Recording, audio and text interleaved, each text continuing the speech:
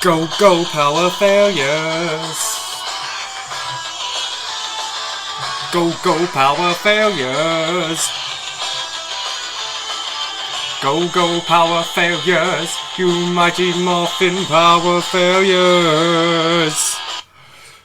Hello everybody, and sorry for the terrible singing. I can't sing, but we thought that'd be a funny bit. That actually came from Mimi Glitter. You'll see her on the King's Eyes channel as well, and on YouTube. She's okay at times, and she gave me that really a good idea for a bit of a song at the start of this episode. And thank you for tuning in, and if you haven't guessed already, this week's episode of You Have Failed is about the Power Rangers. Power Rangers is a show that I've loved ever since I was a child. In fact, one of the many jobs I would have wanted when I grew up, along with, being a professional duelist, Pokemon Master, Darth Vader, Batman. One of the others, I would have loved to grow up and become a Power Ranger. Red Ranger, because obviously they're always the cool ones. Or the Sixth Ranger is normally the other really cool one. But I was always partial to Red. And today I think I'm going to focus mainly on what my favourite Power Ranger series was, which was the one that was prominent when I was growing up, and that was Power Rangers Wild Force. Now, Wild Force was a very interesting series because it was very dark, I remember, especially for a children's show. I remember at the time, yes, obviously shows have got to a lot more light-hearted and you're not allowed as much violence or dark themes in TV shows anymore, but even back then they were still relatively tame. But then you get Power Rangers Wild Force, which really had a very dark theme underlying it through the whole way, and it's weird because the whole thing was nature versus development and humans. But underneath all of that, there was much darker themes running throughout the whole series, and we will get into those later. But let's start off with a little story about young Ewan and his Wild Force obsessed life. There are a few things that I did that I don't regret, but looking back, I wonder what I was on at the time. The biggest one was I always used to be around my nanas and we'd watch it, and we'd always have to play a game where my nana had to be Toxica, one of the two main cast, but one of the bad guys, one of the two Duke Orgs that served Master Org along with Ginger Axe. She had to be Toxica, and the whole time she would have to kidnap Princess Shayla, and I, the Power Ranger, would have to go and fight my nan and save the princess. Time after time after time. And I can imagine for my nan after a while, she probably got quite bored, but fortunately she loved me, so she let me get away with it more. But yeah, this was a game that had the same plotline, the same characters, and the same outcome time after time after time, because I was an imaginative child. Another funny story, also involving my nana actually, we went to the Disney store at Lakeside because this was around the time that Disney was buying the rights to Power Rangers. Wild Force was the last in the old era of the Saban Power Rangers, but Disney had acquired it during the run of the series, so at that time, there was a big thing at the Disney store up in Lakeside, near where I live, and the Power Rangers were going to be there. Amazing! I loved the Power Rangers. I wanted to be a Power Ranger. So we queued for hours and hours and hours outside the Disney store. And eventually, the Power Rangers showed up. And I shit myself. You see, for young Ewan, he'd been watching them on the television. And the thing with the television, it makes everybody look smaller. So when I saw these Power Rangers that towered over me, I was terrified. I don't really remember why, obviously this was a long time ago, but all I remember from the story is that I literally was hiding behind my nan, who is not very tall herself, frankly, very small. Small 5 foot, and I'm now over 6 foot, so how the tables have turned, Power Rangers. I am now taller than you.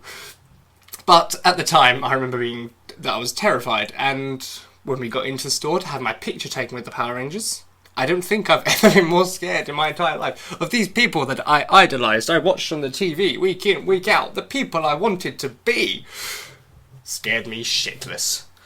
And yeah, so I have to apologise to my nana in both cases there, because I made her play an endless loop, like Groundhog Day, of the same game, and made her queue hours with me to see the Power Rangers, only for me to shit myself and not want to meet the Power Rangers.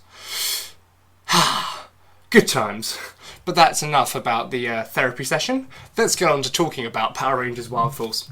Now, as I mentioned before, this show was based very much on nature versus humans, and is industrialism right? Because the main characters, the Wild Force Power Rangers, fought alongside their Wild Zords, embassies of nature and life. And the Orgs were always built on pollution. In fact, the Putrids, which were the little grunts, you know, the ones that just get one punched and beaten easily, whilst the villain of the week can dish out a bit of damage itself.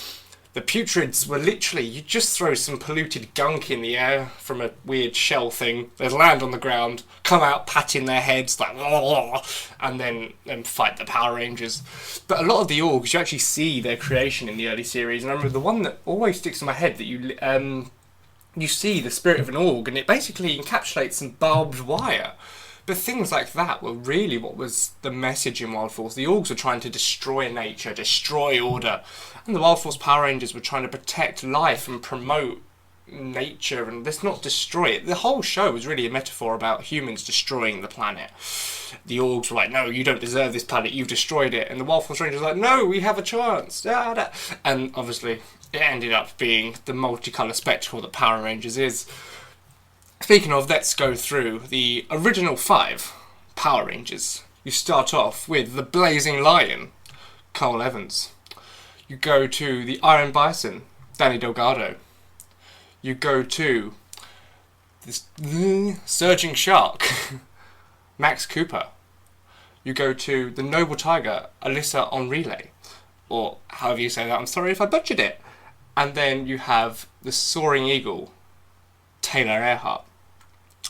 And they are obviously later joined by Marek Belaton, the Lunar Wolf, but we'll get to him in a minute, because frankly he's amazing and I love him, and he is probably my favourite character in the show, slash his evil alter ego, but we'll get to that in a bit, because my god, I love them. But I do also love this series, and from the minute it started, I fell in love with these characters. I mean, to be fair, as a child who liked action, seeing a bunch of people with swords, guns and everything beat people up, of course I was going to enjoy it. But along the way, I really got attached to these characters, and I must admit, the Zords were fantastic as well. I'm pretty sure last I checked, and this might have changed now because it's been a while, just on Wikipedia, Wild Force actually has the record for the most number of Zords in one season. Now, it definitely wins if you include all of the ones that weren't necessarily shown but were implied to be there in the final battle with Master Org, and you see about 15 million animal crystals show up. But even without that, there's about 26 that actually show up in physical form in the series, and that is a big number of Zords. But what's most impressive about this series is a lot of them are machines created by people and, you know, to fight evil. In this, they're very much alive, and whilst they are, yes, machines for the sake of the Power Rangers gimmick of Zords and Megazords, these Zords are sentient and alive, and for the most part, they choose who wields them. So the Red Lion Zord chose Cole Evans, etc., etc. And that adds for a very unique dynamic in this series, that the Zords aren't just robots that you use to fight. They are very much a part of the team. They're not just equipment. They are part of the Ranger team. They're alive. And this obviously goes well with Cole's character of being lost in the forest for many years and raised around animals, that he can talk to animals, which makes a unique dynamic between him and the Red Lion in particular, because he can directly speak to his Zord through verbal communication rather than just the more spiritual communication the other Rangers have with their Zords. And it was this love of nature that really pushed the series forward. Because as I say, the Orgs, on the other hand, you've got Master Org at the top, who we'll get to him in a minute, and some of the dickhead moves that he made during the series. Jindrax, Toxica as the two main Duke Orgs, but you've also got the Org Generals of Nazor, Retinax, and Manda something. I can't remember that one. The one with the mouths. Yeah. To be fair, the Orgs were never... The Generals were never actually the big focus of it. Obviously, the main ones were Jindrax and Toxica, and they're the ones I want to talk about for now, actually, because they were always really brilliant characters as well. Normally, villain underlings are... in Power Rangers, I don't know, there's not many that you sort of get attached to. really, because yes, they all have their own characters, but the thing is, you're drawn to like Ginjax and Toxica. Because if you look at other ones, I'll think of other prominent series from when I was a kid, like Dino Thunder. You've got Zeltrax and Elsa, but yeah, they're good villains. But you don't like them. Whereas Ginjax and Toxica, yeah, they're evil, but there's something about them that you just gravitate towards in the same way that you gravitate towards the Rangers. And I always found that very interesting as a child, that yes, as a person, as I'm sure you'll notice as this series goes on, I tend to like villains. I like villain characters. They tend to be my favourite in series. But in a series where I love the heroes so much, for some reason I was also gravitating towards these two particular villains just as much, because Ginjax and Toxica carried a charisma with them that frankly carried the show through some places. Their friendship, in the latter part of the season, you see it's their friendship that really drives a lot of the series forward, and their love for each other goes beyond just being evil cohorts and partners. They genuinely care for each other enough to betray their own cause and their own kind to look out for each other. And you see that all this charisma leads to, in the final episode, I think, or second to last episode, they actually help the Rangers and become good guys and go out to live their lives as good people. We don't know what happens to them after that. We can only hope they went on to live brilliant and happy lives. But overall, they were very interesting characters, because from the start they were shown to be maniacal and evil. They were the Duke Orgs. They're basically really high ranking in the Org hierarchy, direct servants to Master Org himself, and trying to cause as much trouble as they can. But you see the whole time that it's almost like they're doing it for the sake of doing it. They're doing it to please their master, and they're doing it because they don't know anything else. And as the series progresses, you see them questioning it more and more as Ginjax's brother is killed, Toxica is betrayed by Mandalok, I think is his name, I remember, because he's the one who basically kills her. Master Org disowns them at times, and yes, they keep coming back to the cause, but you see time after time, they keep questioning whether they should. And by the second to last episode, before the final two-part episode, they decide to help the Rangers and realise we don't have to be bad. You know, the Rangers have helped us at certain times. The Princess has been nice to us after everything we've tried to do to them. Maybe we're on the wrong side. And that is why their characters are so strong, because they're not just normal Power Ranger villains of, we're bad, or we're bad because we're mind-controlled. They're bad because they were born into it. But their characters are strong enough to realise that maybe that's not who they are. And eventually they turn.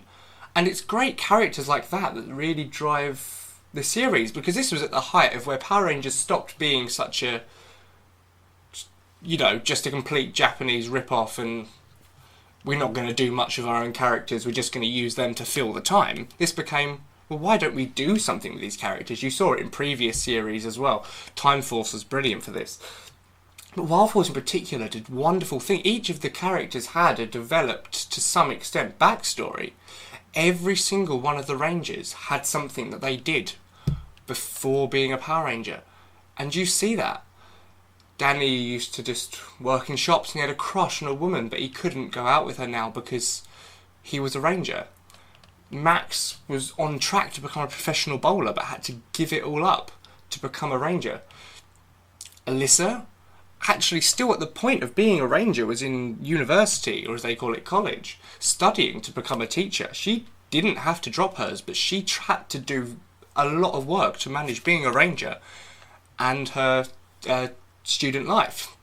Taylor was in the Air Force, and Cole, whilst he didn't have a normal life before that, you see he was brought up in the jungle and he was always almost an outsider there. And that's where the real dark part of the story comes in, is the fact that Master Org, well, the iteration of Master Org that we see in the present, wasn't always an Org. He was actually a human who, along with Cole's parents, was looking for the proof that Animaria, the Kingdom of Animaria, and the Animarium, which is where the Wild Zords and the Power Rangers reside, was real, because of the old folk stories in Turtle Cove, and he was looking for it. And he actually fell in love with Cole's mother.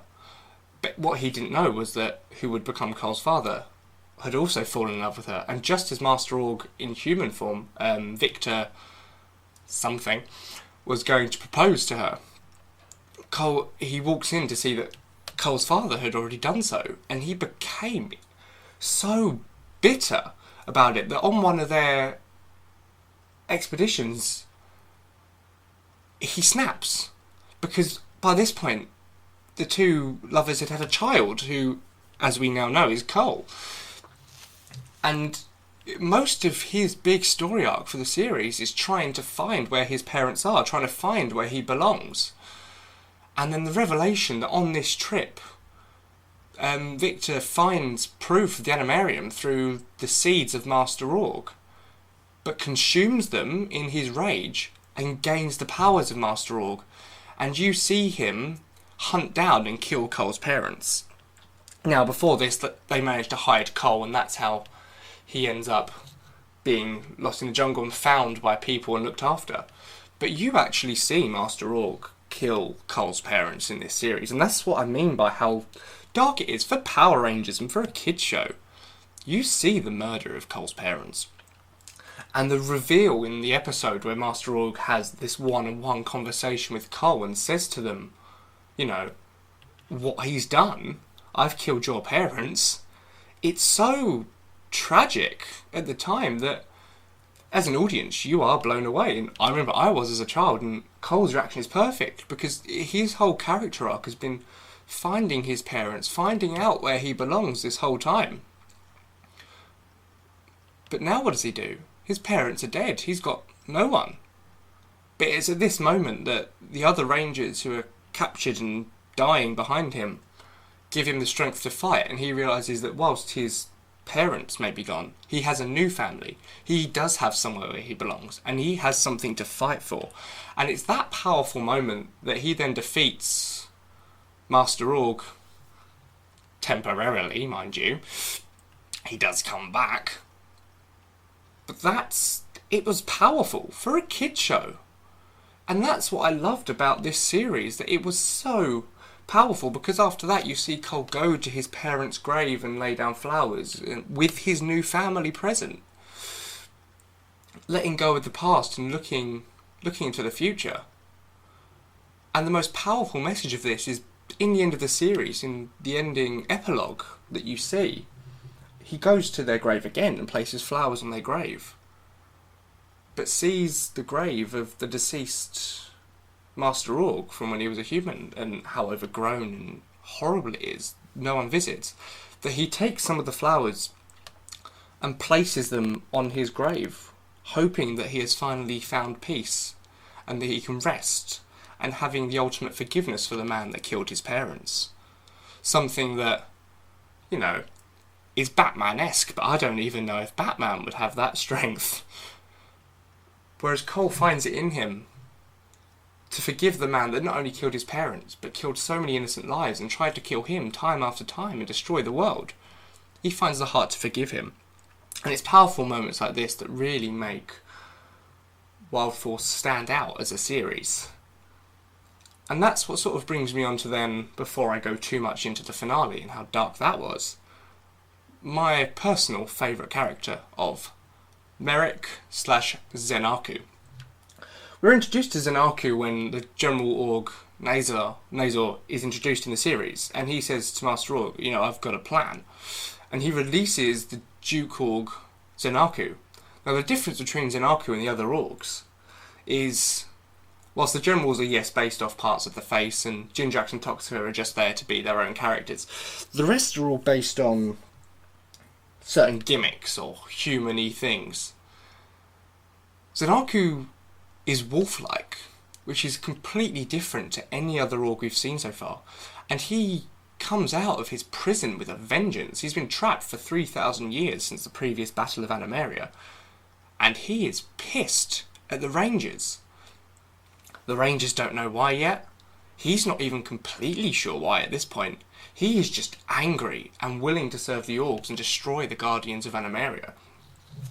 And he comes at them with everything he's got, with a vengeance. And he cuts them down with brutality. Time after time again, he completely rips them a new one.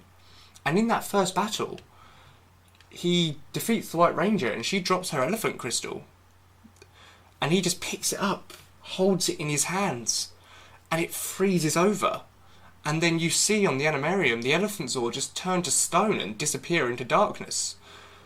Which is quite disturbing, for this creature that you know is alive has just been corrupted, destroyed. We don't know. And then Zen'Aku just walks away. And over the course of his interactions with the rest of the Rangers, he continues to take Zord after Zord after Zord. What's even more worrying is when he reveals that he has his own Wild Zords called the Dark Wild Zords, the Wolf, the Hammerhead, and the Alligator. And he can form them into his own Megazord called the Predazord, which is far more powerful than, at the time, the Ranger's Wild Force Megazord.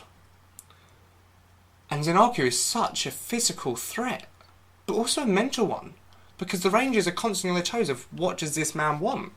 And it turns out that 3,000 years ago, he was sealed away by the original Guardians of Animaria in that battle. But there's more to the story than that. What Zen'Aku doesn't know, and what the Orcs are keeping from him, is that he used to be human. He used to be one of the Guardians of Animaria, the 6th Guardian. And this is what really makes him stand out. It was he himself who asked his friends to lock him away, because during that final battle of Animaria 3,000 years ago against Master Orc, they were losing, so he decided to use the power of the cursed ancient wolf mask to boost his own power to defeat Master Orc. But in doing so, the wolf mask ended up taking over his mind and body, and before he lost all control, he asked his friends to seal him away so he couldn't hurt or kill any of them, but he didn't remember that. Those memories were wiped by the Orcs, so that he would be a loyal servant of theirs. And in the modern day, he was a terrifying monster that would tear his way through the Rangers time after time again. But at times you would see his more human side. The moon, much like other wolves, controlled him. And when the moon was covered, he reverted to human form. And you could see him as Merrick, but as soon as the moon shone again in the sky, he was Zen'Aku, the wolf orc. But even when he was Zen'Aku, you could see his human side, because there was a time where the White Ranger, she was injured and found unconscious, and he actually nursed her back to health. She didn't know this, she was unconscious the whole time. But he did nurse her back to health and helped her through these times and gave her a bandage, or he made a bandage out of part of his cape. So this whole time there were signs of there was still a man left under there. And eventually the Rangers realised that the key to breaking the curse wasn't beating Zen'Aku, it was beating the Predazord, because when he used the power of the wolf mask all those years ago, the curse was actually put on his Wild Zords, not on him. Therefore, in the climactic battle with Zen'Aku, in defeating the Predazord and releasing the evil from the Predazord, you released Merrick from the evil of Zen'Aku. And therefore, the 6th and final member of the Wild Force team was revealed, the Lunar Wolf Ranger, Merrick. And he was still just as badass in Ranger form. You know, he'd kick ass, take names, no orc was getting in his way. And now with the Wolf, Hammerhead and Alligator on the side of good, and the Predazord on the side of good, orcs were getting their ass kicked left, right and centre. But even so, you thought, oh, that's enough character development for him. 3,000 years ago he did this. Trapped as a wolfman for 3,000 years, and then becomes a ranger. But no, we find out in the past, him and the Princess Shayla, they were in love. They had a connection. In fact, her necklace that she now uses to communicate with the Rangers and protect herself at times, he gave to her. And they were very much in love in the past. So even after all this, he still continues to get character development, and each one of the Rangers get at least one episode dedicated to their past and to their own personal development.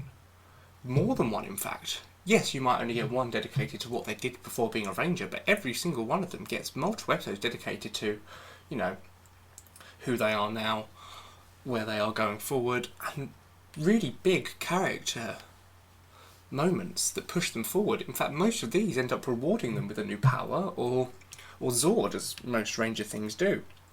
Taylor, for example, getting the Polar Bear and Black Bear Zord, or Cole getting the Falcon Zord. And all these new Zords obviously lead to new Megazord combinations and more power for the Rangers to help fight against the evil Orgs and defend the planet. As they say, Guardians of the Earth, united we roar. Because that was the message. They were protecting the Earth from evil. But that evil was humans. As seen in the episodes where they meet a boy called Kite, who actually turns out to be the god of the Wild Zords. As you see, he's actually Animus. And he ends up taking the Zords away from the Rangers because he doesn't believe that humans deserve the gift of the Wild Zords anymore, because they are just destroying the planet with no regard for nature. The whole point is saying, are humans the bad guys? And the point of the Rangers is saying, no, we can fight for this. We must defend nature. We can't just be all industrial and destroy everything and greedy. To look out for life, we need to work with life, with nature. And as much as Kite was a really annoying and contradicting character in himself, Animus was great. Kite, not so much.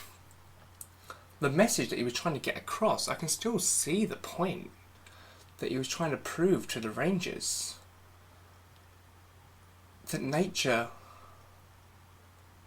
Do humans deserve it? Probably not. Yes, taking it away from the Rangers is a bad thing, because the Rangers have done nothing but fight for nature and defend it. But do humans deserve nature? Do humans deserve the Wild Zords? Maybe not.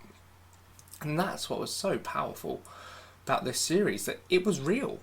It wasn't just, oh yeah, bad guy wants to take over the world. Rare. It was a real problem that humans still face today. We don't look out for nature, we just abuse it. So if the Orgs were a real threat, we would be losing right now. But I think getting away from the symbolism and the realism of the series, you can't talk about this series without having the 10-year Power Ranger anniversary crossover Forever Red. Because, as I'm sure you've worked out from that statement, this series falls on the 10th anniversary of Power Rangers, and therefore had a special crossover where all previous Red Rangers, including legends such as Tommy Oliver, grouped together to fight against the Machine Empire on the moon and stop them from reviving Lord Zed's evil personal Zord, Serpentera. And it's a very cool episode. Obviously, it doesn't really relate to Wild Force too much. It's just a way of a tribute and showing appreciation for 10 years of the Power Rangers series. And yeah, it's just a cool episode, and I thought it's a good thing to point out here because it did happen within the parameters of Wild Force. But back to the actual show, and let's talk about the two-part finale, because this is where the show does get really dark. So it starts with the newly revived Master Org finds the Org heart and consumes it, which is a big thing, because the whole point of Orgs is that none of them have a heart. That's why they are so evil. They are born without hearts. They don't function with hearts. They just function with pure hate and pollution power, basically. But Master Org consumes the evil Org heart and becomes all-powerful, absorbing the powers of the previous Org generals and Duke Orgs. And although Jindrax and Toxica have escaped by this point, you still see remnants of them in the new Master Org's design. And at this point, the Power Rangers are celebrating. They think they've beaten him, they think it's all done, and they're having essentially a party on the Animarium. When suddenly, Master Org just appears, giant and looking for vengeance. And, well, there's no way of saying it easily.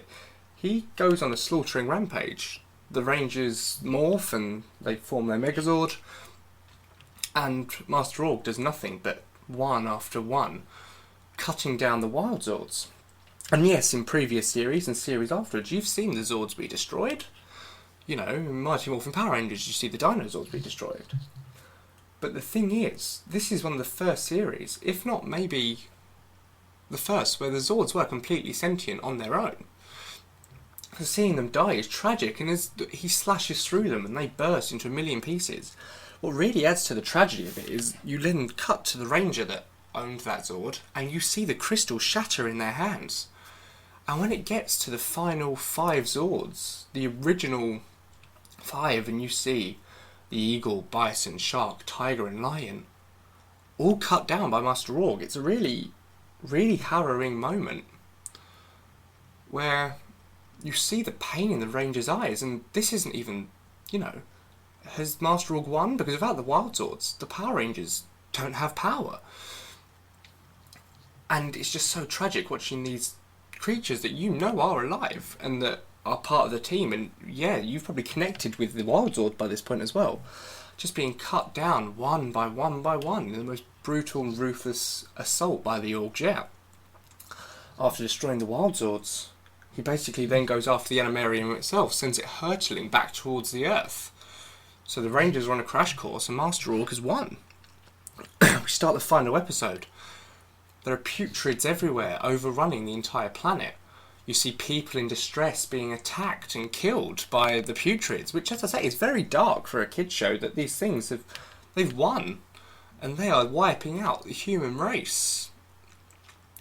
And the Rangers have just crash landed, but they refuse to give up. You see them unable to morph now, unable to assume the Power Ranger identity, continue the fight.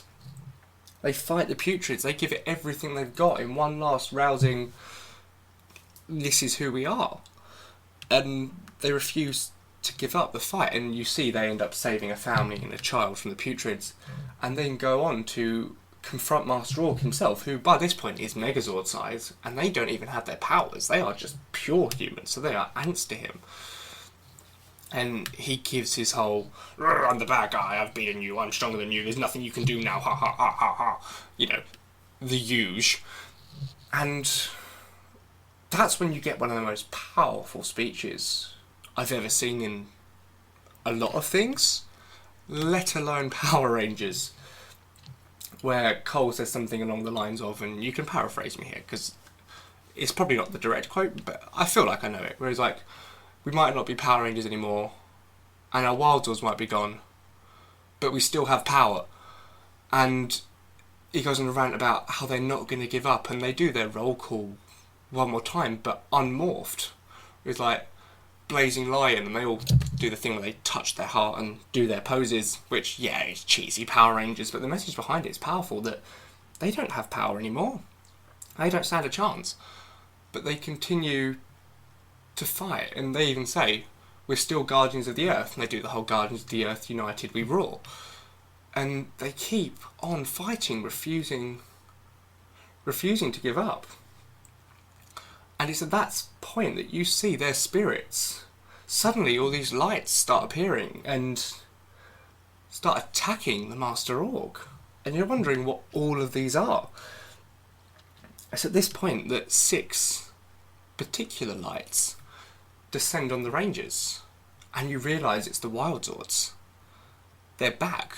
The fighting spirit that the Power Rangers had displayed, whilst, yes, very cheesy, this is a kids' show, had brought the Wild Zords back, but not just the ones that they'd collected through the series, the 26, 27, but every single Wild Zord that ever existed, all the ones that were killed during the last Battle of Animaria, all the ones that have been lost all these years, are back through the will of the Rangers to keep fighting and never give up. And it's in this final blaze of glory that now the Wild Zords are back. The Rangers have their power back. They morph one final time. And in the final battle against Master Org, them and all the Wild Zords give one final push. And he's defeated. And the Org Heart is destroyed. They win through sheer power and will and not giving up. And that's what's so powerful about this series as well. the big thing is the finale. Yes, it's dark, but it teaches you to never give up, even in your darkest hour when all hope seems lost. Keep fighting. And after this we get the sad conclusion, I suppose. I mean, the conclusion always makes me tear up a little bit. It might not you, but as I say, I got attached to these characters, so you see them all. You hear someone, you see them, they have to say goodbye to Princess Shayla and the Wild Zords. Now that the Earth is safe again, she returns to her sleep until her and the Wild Zords are needed again, and the Animarium raises to the sky, the Rangers never to see her or their friends again. So all the Rangers go their separate ways. And you hear a narration by a voice that you find quite familiar. And you find out that Max and Danny went travelling the world. Taylor rejoined the Air Force. Cole went round using his skills to help animals everywhere, and it's in this scene that you see him give forgiveness to Master Orc. And Taylor rejoins the Air Force, and actually, in a bit I think is slightly unfair, because she joins the Air Force, she gets to see her Eagle Zord every day at a preset time that she's made with them by jumping in a plane, and the Eagle Zord will descend and fly alongside her, just for old friendship's sake. I'm like, well, fair enough, but what about the other guys? They miss their Zords too. And the most interesting one, you see Merrick wandering the Earth alone as a lone wolf. But then you see a gust of wind, and the person behind him is Zenaku, who they have a little back and forth banter. Merrick goes along the lines of, follow me if you must. And Zenaku then goes, lead the way, old friend. And even Zenaku and Merrick reconcile their previous 3,000 years and become somewhat friends, just wandering the Earth together, wondering what they could do. And then you go to a classroom and realise that this story is being told to the children by their teacher, who is in fact the noble tiger, Alyssa herself. And the funny little nod at the end is one of the children going, but, Miss On Relay, is this story true, or did you just make it all up? And Alyssa then just gives a, well, what do you think? And the camera pans to a photo that she has on her desk of her and all the Rangers with the princess from one of their victories. And that's where the series sort of ends, on the note that, it was a real story in universe, and all the Rangers are now living their own lives and doing their own things, but they will always have that memories, and you assume they still keep in touch. And that was Power Rangers Wild Force, and as I say, for a children's show, it was incredibly moving and deep. Those final 2 episodes were incredibly dark. All hope seemed lost. You see the Wild Zords slaughtered, you see people being beaten and killed by the army of the Orcs. The bad guys won. The world's in danger. Innocents are being destroyed. The Power Rangers stripped of their powers. But through all that, hope and never giving up prevailed. Nature prevailed. Life prevailed. That's what the message of this story is. It's, to quote Jeff Goldblum, life finds a way. Because it does, and this series is proof of that. Against the odds, powers stripped away from them. The Rangers kept fighting. They kept fighting for life. And that's, I think, the message this series was really trying to go with. It's not just nature versus industrialism and pollution. It's life. It's fighting for life. And never giving up and doing your best. And that's what I think makes this series such a good Power Rangers series. Because it's not just some overly cartoonish thing like the originals were, which isn't a fault of their own, it's the way it was produced. And some of the newer ones have been, I think, over-dramatised or too simple again. But this was in the perfect mix of, it's campy and silly like Power Rangers should be, multicoloured spandex, biker helmets, poses that gets kids involved. But also had the messages that the kids took away from it, like me, and grew up. Yeah, I wanted to be a Power Ranger because it was cool. But I wanted to be a Power Ranger because I wanted to save the world. I wanted to make a difference. And this show was a big part of pushing that in me, and I'm sure so many other children. Because it didn't shy away from having its dark moments. Cole's parents were murdered. The Wild Zords were murdered. Alyssa comes from a family where she was at first not allowed to follow her own dreams, you know, and all of these characters have their own traumas, their own problems. They learn to work as a team, to use friendship, life and nature to never give up and find a solution and save the world. And that's why this show has such a high resonation with me. It's not just the nostalgia factor of how much I loved Power Rangers Wild Force and how much I was just like, oh cool, look at all the robot animals, and because the Wild Zords did look amazing. It was more the messages and the feelings that I took away. Because yes, it inspired a stupid game that I played over and over again with my nan. But it's because I wanted to be that Power Ranger. I wanted to be the hero who fought for life and fought for nature. And that's what I think this show was designed for you to take away. It was nature. Yes, it was dark. Yes, it probably wouldn't be passed by today's standards on television because it was dark. It was really gripping at times. But the light shone through. Yes, it's cheesy as all kids' TV is. But it still got the message across. And that's what the takeaway from this show is. Now, speaking of cheesy shows, next week we'll be going over one of the shows that, frankly, shouldn't work and is one of the cheesiest things in the entire world. All I'm going to say is that you've activated my trap card, and I'll let you think on that. But thank you so much, everyone, for tuning in this week. I really hope you enjoyed this episode. Please do follow me on Twitter or the You Have Failed Twitter itself. Follow me on YouTube or join the Discord server. All links are on King's Eyes Life. So once again, thank you so much for listening and tuning in, and I'll be back next week, guys. See you then.